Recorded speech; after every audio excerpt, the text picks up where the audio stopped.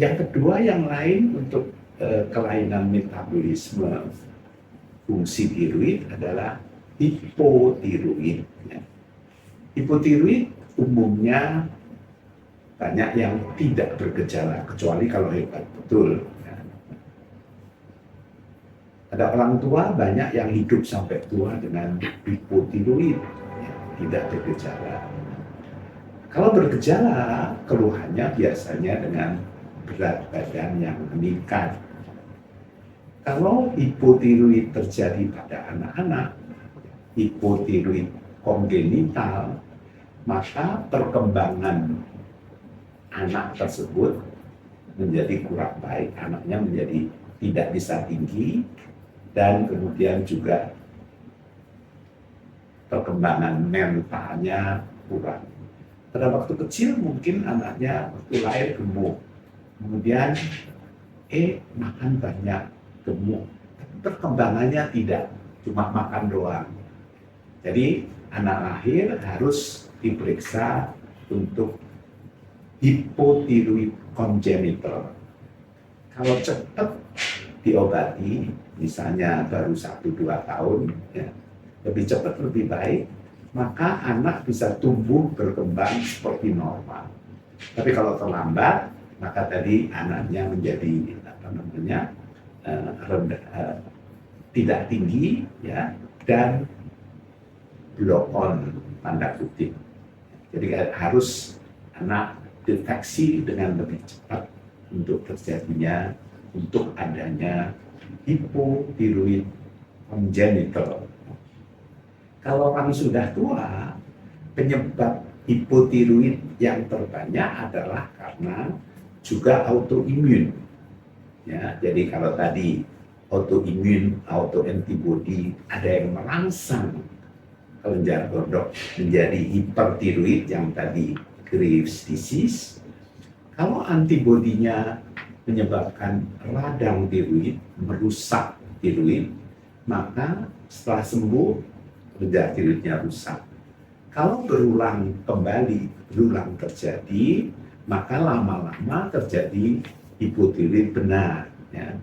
Biasanya kita sebut tiroiditis Hashimoto. Kalau memang sudah hipotiroid, maka harus mendapat obat hormon tiroid supaya fungsi kelenjar tiroid bisa dipertahankan. Tentu kalau memang tiroiditis Hashimoto tadi, obatnya juga harus terus-menerus, tidak bisa dihentikan. Karena kalau dihentikan, maka menjadi hipotiroid dan berbagai keluhan akibat hipotiroid tadi. Itu keluhan orang-orang untuk penyakit tiroid yang terkait dengan fungsi tiroidnya. Baik tadi hipertiroid yang menyebabkan penyakit Graves dengan keluhan macam-macam, dan bisa juga datang dengan keluhan mata yang melotot.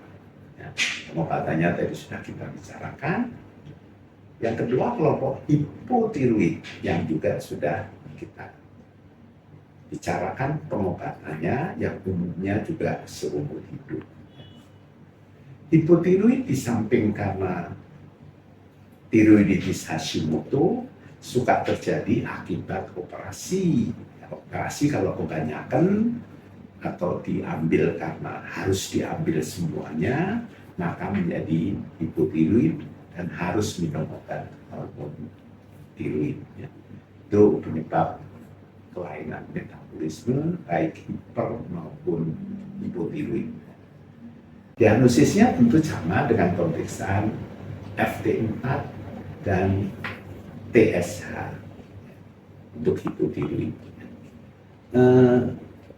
Tadi hipotiroid karena defisiensi yodium, ya.